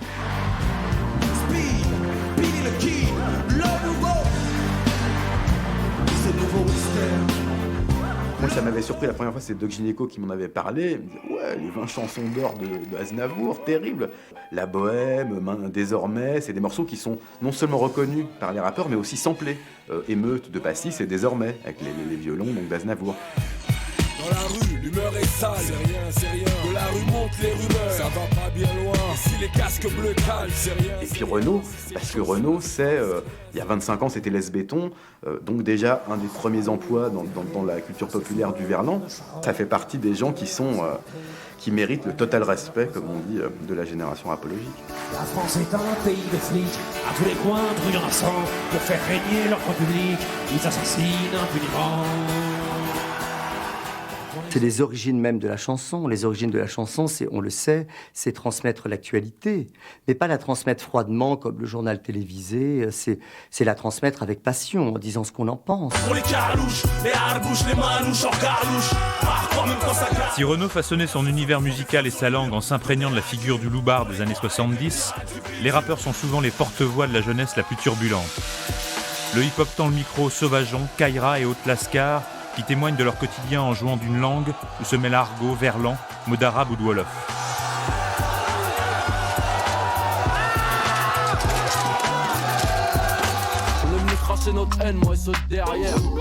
Parmi les représentants les plus virtuoses de ce rap de rue, le collectif de la Mafia Quinfri ou Lunatique, duo parisien formé de Ali et Booba, qui se sont affirmés au sommet du genre grâce à des rimes et des images d'une implacable noirceur. Lunatique, Malika le mort, que le hip-hop français repose en paix. Lunatic, ça permet justement de voir ce qui se passe, même le rap de manière générale, mais c'est vrai qu'à travers Lunatic, et si ça a bien fonctionné, c'est parce que il y a des éclaircissements qui sont apportés par rapport à des conditions de vie de certaines personnes. Je suis venu marquer mon temps, malgré mon temps. Qui bluffent ici malgré, c'est bien des noirs, des maghrébins. Enfin, c'est des choses qui existent, quoi. Il n'y aurait pas eu l'album de Lunatic, cette situation existerait quand même, quoi. Comme disait Kenzie à une époque, si la vie était un film, le rap n'en serait que la BO. On peut augmenter ou baisser la sono, le film continue à défiler. Le rap, son goût de la culture de bande peuvent déraper dans la fascination pour la violence et la misogynie. Des excès qui peuvent générer différentes prises de conscience. Figure fondatrice de la mafia Quinfri, Kerry James s'est convertie à l'islam et fait passer un message proche de celui des éducateurs sociaux. La mort ou la prison, en d'autres termes, 4 murs ou 4 planches, t'es prévenu, y'a pas un voyou qui fasse le feu. Tu te feras peut-être dès que tu sortiras sans ton feu. La mort ou la prison, en d'autres termes, 4 murs ou 4 planches, t'es prévenu, y'a pas un voyou qui fasse le feu. C'est un rap qui est profondément réactionnaire. T'as un rap qui considère que la répression, que la prison, que je veux dire, c'est bon justement pour la société dans laquelle on se trouve. Tu vois, t'as une forme de rap qui existe comme ça, hein, qui peut très bien être, s'affilier au discours de l'UMP ou du Parti Socialiste, quoi, tu vois. Et c'est un rap qu'on combat au même titre que n'importe quelle institution, n'importe quel discours politique. Je suis allé faire parler le cul usé d'une valise, entreposé sous la poussière terre d'une vieille remise. Légère surcrue, l'on balafré de part en part, une étiquette fanée rappelle. Au discours moralisateur, la rumeur préfère celui d'une prise de conscience politique, sans concession pour la France postcoloniale. Pas d'invitation au voyage, mais la plaine de Rélisène qui pleure en fils parti gagner le droit de ne plus errer affamé. Une dépolitisation qui est quand même assez unanime dans le rap. Donc ça nous fait gerber. Le regard colonial quelque part des institutions, ça nous fait également gerber.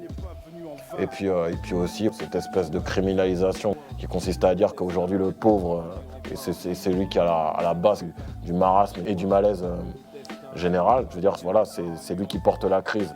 C'est évidemment des choses qu'on combat et qu'on n'hésite pas justement à dénoncer de façon assez violente dans notre album, quoi. Un discours aussi offensif est aussi une prise de risque. Après Ministère Hammer NTM, c'est au tour de la rumeur d'être poursuivi par le ministère de l'Intérieur pour diffamation. C'est une valise dans un coin qui hurle au destin qu'elle n'est pas venue en vain. Qu'est-ce que vous pensez de cette histoire avec le recul? Et c'est vrai qu'il y a eu une évolution, il y a eu les pionniers, il y a eu Dr. Dre, il y a eu Timbaland, il y a eu les problèmes, les histoires de castagne, des types qui sont morts. Aujourd'hui, vous regardez ça comment? Mais avec un œil un peu triste des fois sur certaines évolutions dans le rap et aussi du positif. Surtout, on essaie de voir le positif, on essaie de capter le côté musical, d'essayer de capter ce qui se fait de bien chez les nouveaux artistes et ce qui se fait de moins bien. À la limite, le rap est devenu à l'image de la société maintenant. Avec le bien, le mal, les capitalistes, les gens de gauche, enfin il y a de tout. Hein.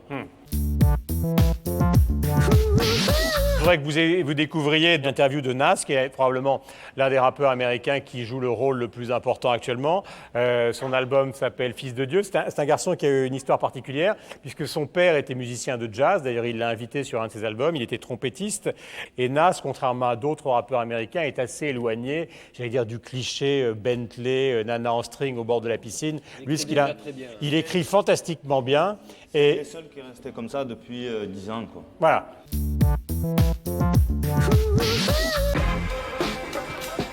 J'ai le grand plaisir donc de recevoir Nas pour son dernier album qui s'appelle God's Son. Bonjour, merci d'être avec nous. They shoot, I made you look. You a slave to a page in my rhyme book. Getting big money, playboy, your time's up. Where them gangsters at? Where them dimes at? This ain't rapping, this is street hop. I think to some degree rap music is dead. It's finished because it has to go through a cycle to be reborn. I think it should evolve, but it should keep the main elements, the original elements that it started with. You know, it shouldn't change. The foundation shouldn't change, but it should, you know, along the lines of the foundation, the original foundation of it, it should grow and become more futuristic. My waist the Eagle 440. They shoot, I made you look. Est-ce que vous avez peur qu'une grande partie de votre communauté soit tellement attirée par le showbiz, des images un peu artificielles, qu'elle perde au fond ce qui faisait la spiritualité du rap au début? Well, it's important to me That's why I keep talking about God, because no matter how much, you know, material things and wealth, it's all because of God. And, you know, there's more important things in life than materialism. I value spirituality more than I value cars and jewelry and stuff. And I think any real person, you know, in their heart, value God more than material. Et la dernière question concerne un personnage qui est important pour vous, puisque vous en parlez, James Brown. James Brown is the creator, the godfather of soul, you know, and he is amazing, you know. Everybody's been inspired from him, from Michael Jackson, Prince, you know, all the way up into Nas and Snoop and the whole hip-hop generation. You know, he's been around for years, and, you know, his music is timeless, and he plays a big part in the foundation for rap music, because his music was the tracks for rap music. So we didn't know, it was brand new. Rap music was too new at the time. So nowadays we come around to realizing more, we know more about what it is and royalties, and we all have to be paid for using the music. If I use someone's music, I have to pay them. And I have to appreciate their music and appreciate them for allowing me to use their music. So I'm very appreciative to James Brown today, more than I would have been when I was younger and didn't know any better. Voilà. 10 ans de carrière, 7 albums donc, et le dernier album qui s'appelle Le Fils de Dieu. Il y a une chose qu'il a dit qui me paraît, enfin qui doit peut-être nous faire réfléchir. Sans que le rap est mort. Ouais, le rap est mort, oui. Est-ce que ça veut dire que, est-ce que vous avez eu ce sentiment, vous, à un moment, de l'impasse musicale? Sous une certaine forme, oui, puisque l'esprit originel du rap est mort, oui. C'est vrai que c'est plus du tout ça, c'est devenu une industrie. Je pense qu'il faut faire avec. Nous, on ne joue pas non plus les... on ne dit pas non, mais je pense qu'il faut se battre à l'intérieur. Il faut arriver à se battre à l'intérieur, défendre ses convictions et s'assumer. Je pense qu'il y a beaucoup de gens dans le rap qui ne s'assument pas. Donc se créent des personnages. Alors on va jeter un coup d'œil avec Pascal et avec tous nos camarades sur la manière dont la musique évolue. Non. Petite démonstration pour Trafic et pour tous les gens qui ont la gentillesse d'être sur le plateau et de nous regarder. Parce que c'est vrai que c'est très très rare qu'on parle de musique et qu'on explique un peu comment tout ça fonctionne sans le démystifier, bien évidemment. Ben, très basiquement, on cherche des vieux disques. Ouais. C'est quand même la matière première de notre travail quand on utilise un sampler.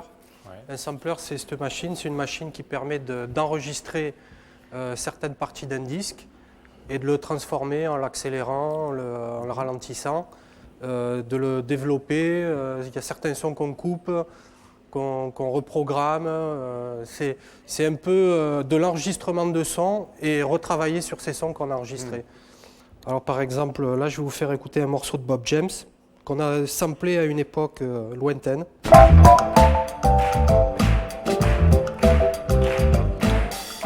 Alors par exemple, on sélectionne une phrase musicale à un moment donné qu'on isole. Bon là très rapidement, je vais sampler juste une boucle de 2 mesures que je vais après caler sur un tempo. Donc c'est le b.a-ba du sampling en fait.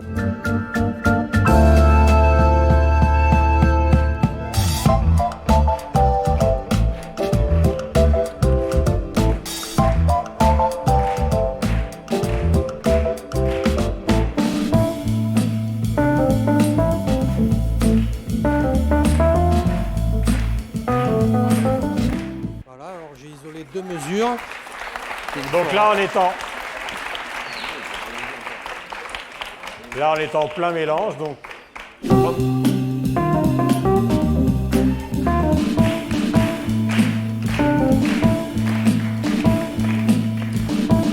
là en fait il va couper le début de l'échantillon pour pouvoir le caler régulièrement sur des mesures et l'adapter sur une rythmique ensuite.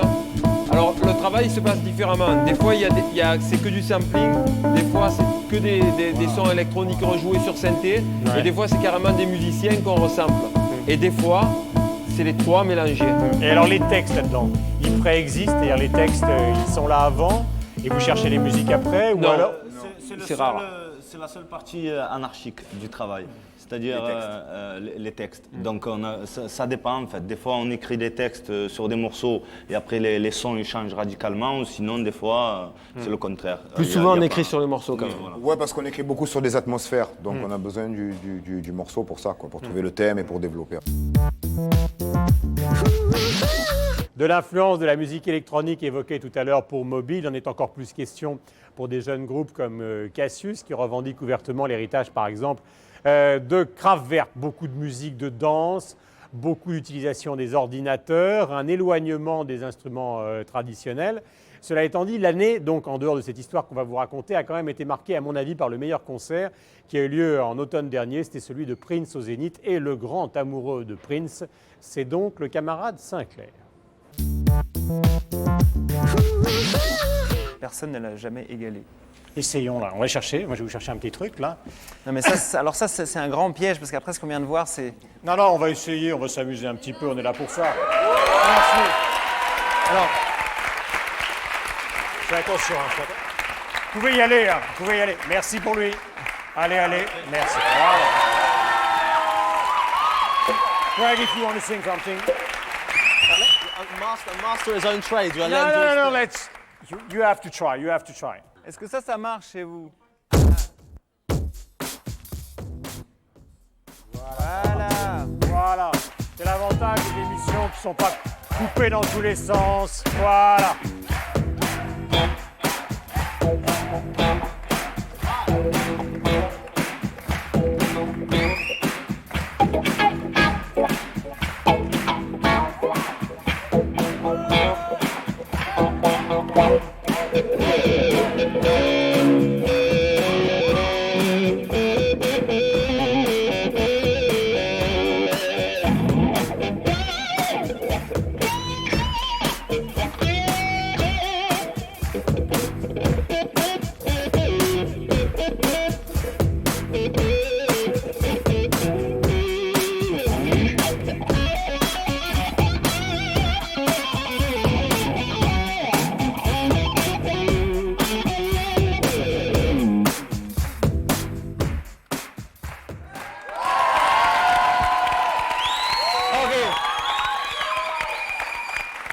Vraiment, j'ai fait de mon mieux avec les mains froides.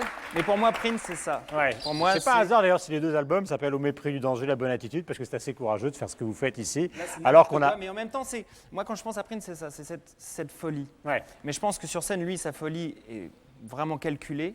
Ouais. Mais ça me donne toujours envie de rêver. C'est le seul artiste aujourd'hui, si on me demandait quel est le disque que tu veux emmener sur une île déserte, cette question à la con, et moi j'emmènerais forcément un disque de Prince. Un disque de Prince. Ouais, un disque de Prince. Maintenant, je vous propose de découvrir évidemment sur la scène de Trafic des gens qui ont beaucoup marqué l'histoire de la musique récente. C'est même pas de l'histoire, c'est de l'actualité, puisque c'est un duo français qui s'appelle Cassius.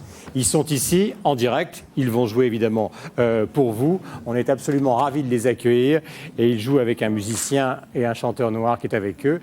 Et le morceau s'appelle Les garçons de Sound of Violence.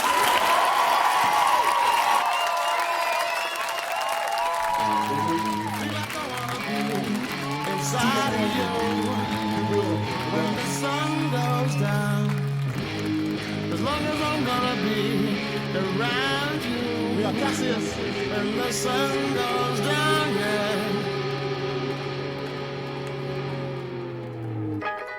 I feel like I wanna be inside of you.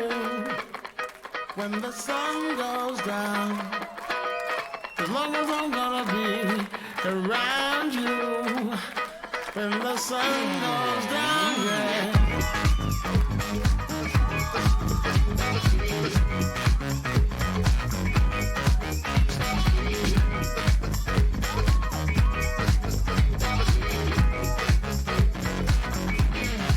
Écoutez, oh my heart, taking me back to blue. I'm falling into my own senses. Another night, another day. It's better this way. Let the music play. Oh my heart, only you can know how I feel. Every day is another day. melancholy, every soul, broken skin, the mercury rising. I feel like I wanna be inside of you when the sun goes down. I feel like I wanna be inside of you when the sun goes down, yeah. I feel like I wanna be inside of you when the sun goes down. As long as we're gonna be around you when the sun goes down.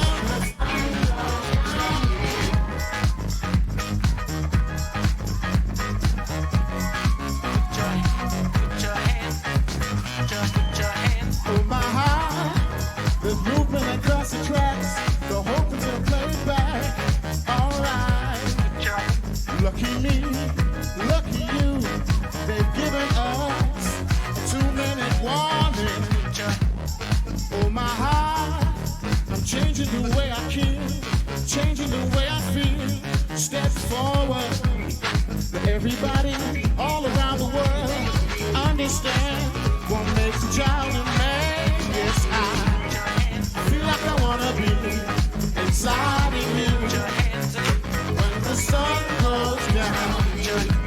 I feel like I wanna be inside of you when the sun goes down. Yeah, I feel like I wanna be inside of you when the sun goes down. As long as I'm gonna be around you when the sun goes down. And stop. Yo. Ça va? Yo. I feel like I wanna be you more than I. We get around, we come around, yeah, yeah. I see you every night. I hear the crowd. It's a sound of violence. Shake it out. I feel like I wanna be inside of you. Tout le monde, come on, ready now. Gonna let it all out. Ready now. When the sun goes down, we'll be coming out. Ready or not, gonna let it out. When the sun goes down, ready now. Gonna let it all out. Ready now. When the sun goes down, we're coming out. Ready or not, gonna let it out. When the sun goes down, ready now, gonna let it all out. Ready now, when the sun goes down, we're coming out. Ready or not, gonna let it out. When the sun goes down on Cassius, number 1. Numero 1 in the house. Yo, yo. Philippe Zena, Goubès. Je m'appelle Steve Edwards.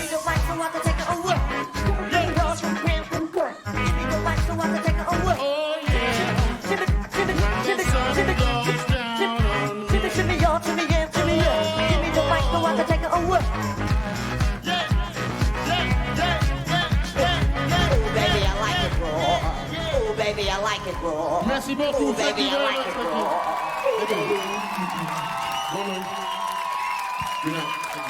Steve Edwards.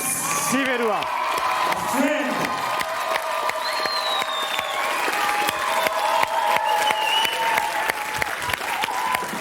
Voilà. Philippe et Hubert de Cassius vont nous rejoindre. Avant d'être Cassius, on est des super potes. Un peu comme tout à l'heure, Mick Jagger et donc, amitié, quoi. amitié, ouais. Moi, je joue pas de la gratte comme lui, quoi. Mais... Non, et après, ouais, au bout d'un moment, on s'est dit qu'il faut qu'on fasse de la musique ensemble, parce que lui faisait de la production, moi j'ai de la musique, voilà, on s'est retrouvés. Et lequel des deux a amené à l'autre le rock, le hip-hop, et quel est celui qui a amené... Le rock, on connaissait tous les deux, on aimait ça depuis plus jeune. Lui m'a amené plus vers dans le domaine du rock, on les connaît. Ouais, ils connaissent bien. On connaissait bien. Donc lui m'a emmené plutôt vers la house et la techno que je ne connaissais pas du tout. Je percevais comme de l'eurodance, c'est très différent. Et moi, je lui ai peut-être amené un peu plus vers la soul. Non, il m'a amené la soul, le hip-hop. Moi, je ne connaissais pas le hip-hop avant. Moi, j'aimais bien le punk. Ouais. Comme Assayas. Ouais, voilà, quoi. Ouais. Et j'aimais bien la techno parce que la techno, pour moi, c'était les punks. C'était la même chose, le côté subversif. Fuck les mecs qui apprennent chez eux à jouer comme des maniaques. C'était super cool parce que là, on était chez soi avec une petite machine à Détroit, bien un gros galérien, et on faisait de la musique. Et puis après, elle se vendait partout dans le monde. Je trouvais que c'était fabuleux, quoi. Et quel effet ça fait? Parce qu'il y a une chose qui est très différente par rapport à beaucoup d'artistes français, même d'artistes étrangers, et vous avez de ça en commun avec Moby, c'est une relative discrétion. C'est-à-dire, on ne vous voit pas trop partout, vous ne racontez pas votre vie privée, souvent vous faites parler les vidéos pour vous. Ouais, là, il y a une attitude quand même, qui est le contraire de ce qu'on appelle l'attitude rock. On n'est pas spécialement chanteur, par exemple. On a moins envie de se mettre devant quand on ne raconte pas quelque chose soi-même derrière un micro, je pense. Moi, en tout cas, je le perçois comme ça. Ouais, non, puis c'était, moi, dans ma culture techno, c'était hyper important, ça. D'être un héros caché. D'être tout l'antithèse d'une rockstar, quoi. Bon, maintenant, on est en train de faire le chemin inverse, c'est ça qui est bien, parce qu'on réinvente le truc, et là, on commence à faire des photos, des trucs comme ça. On l'assume un peu plus, mais ça faisait partie de c'était hyper important de ne pas se montrer trop, de cultiver un anonymat total, prendre plein de noms différents. Ouais, à une époque, nous, on avait au moins 4 noms différents, quoi. Je voudrais vous montrer à tous les 5 donc un sujet qui a été réalisé par Stéphane Davet sur l'influence, parce que ça vous concerne directement, tous les deux, de l'influence de la musique électronique. Et dans ce domaine, il y a des noms très anciens qu'on connaît, comme Pierre-Henry, par exemple, et même des choses qui viennent de bien avant. Et puis, il y a un groupe mythique qui s'appelle Kraftwerk, qui est venu récemment à Paris. C'est Stéphane Davet qui vous présente l'essentiel de cette musique électronique pour revenir aux sources de la musique d'aujourd'hui. Regarde.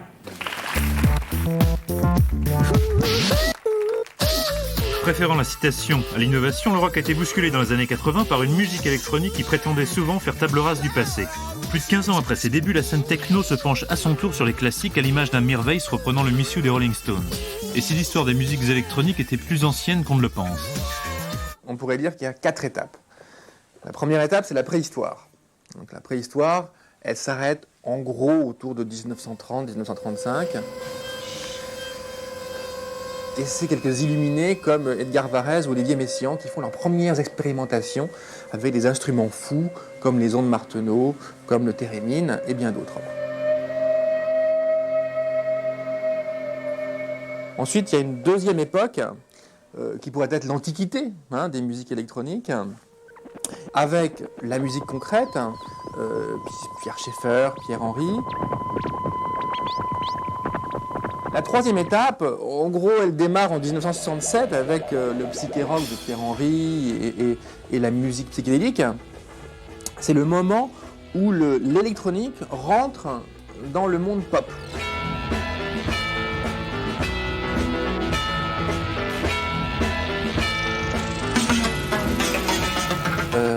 Et cette période, elle va continuer en gros jusqu'en 1985, où là va démarrer une quatrième étape, et c'est donc la révolution de la house et de la techno qui naît aux États-Unis et qui explose littéralement en Angleterre à la fin des années 80. Et ça, on est encore, à mon sens, dans cette quatrième étape, qui est finalement l'âge adulte des musiques électroniques. Pour arriver à cet âge adulte, le rôle de Kraftwerk a été déterminant. Depuis leur Kling Klang studio de Düsseldorf, ces Allemands ont été les précurseurs de la génération techno.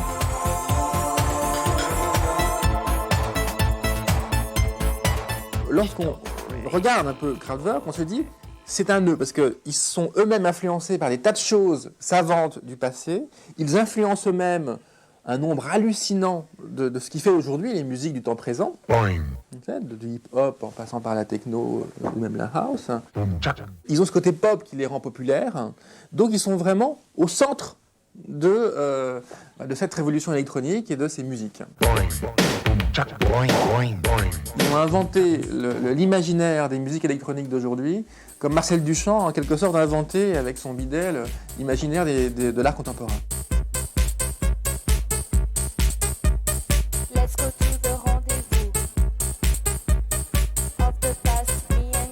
Loin d'être dépassés, les pionniers de l'électronique comme Kraftwerk et leurs disciples électropop Dépêche Mode, Human League ou Soft Cell sont remis au goût du jour par une scène techno qui cède à son tour à la nostalgie. Rencontre à Bruxelles avec le munichois DJL, patron du label Gigolo Records, dont les artistes Fisher Spooner ou Miss Kittin and the Hacker ont été les premiers à actualiser le son des années 80. There was a long period in the clubs where you played rhythms, metallic drum machine rhythms. There was no lyrics, there was no melody, there was no song structure, there was no harmonies. It was just, very, very like machine kind of music. already 96, 97, there was a lot of signs where like these melodies came back, song structure came back, like a lot of lyrics in the tracks. And I think it was a logical step to go back to this early electronic 80 kind of, let's say, Human League, Visage.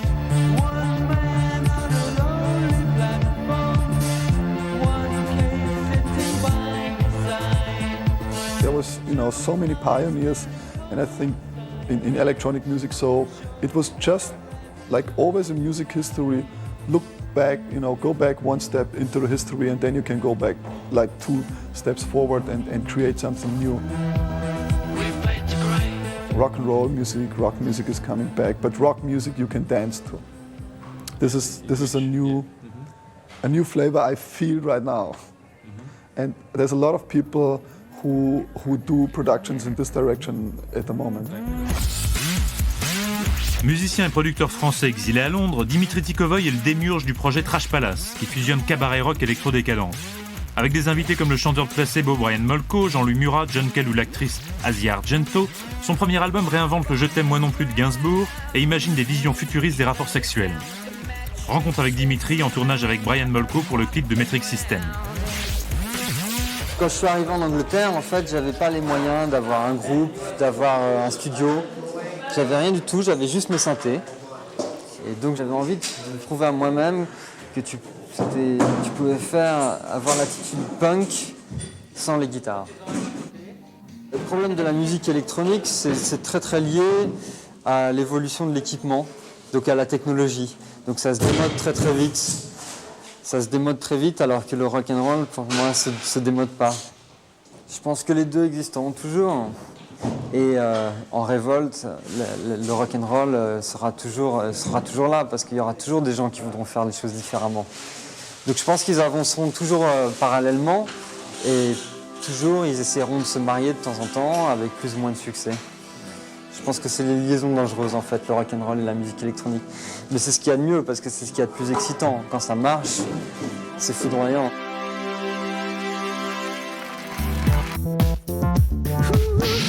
Voilà pour ce best-of, mais l'aventure de trafic est loin d'être terminée, puisqu'avec toute l'équipe, nous allons partir sur les routes d'Europe à la rencontre des meilleurs groupes du moment pendant tout cet été à travers les nombreux festivals. Nous irons voir Blur, nous irons voir Radiohead, Massive Attack, Björk, mais aussi toutes les formes et toutes les réalités de la musique contemporaine, le reggae, la musique brésilienne, avec le nouveau ministre de la Culture de Lula, Gilberto Gil. Bref, un programme varié pour 2 trafics spécial festival cet été. Ciao, à bientôt. Woo!